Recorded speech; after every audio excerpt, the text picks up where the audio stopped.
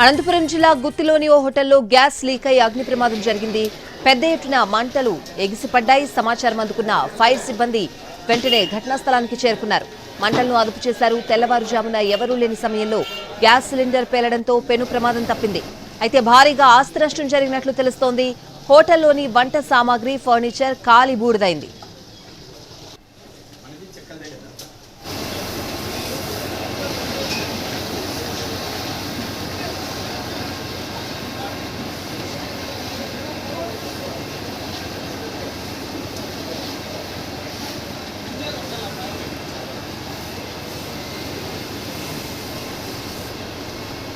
అనంతపురం జిల్లా గుత్తిలోని ఓ హోటల్లో gas leak అయి అగ్ని ప్రమాదం జరిగింది. పెద్ద ఎత్తున మంటలు ఎగిసిపడ్డాయి.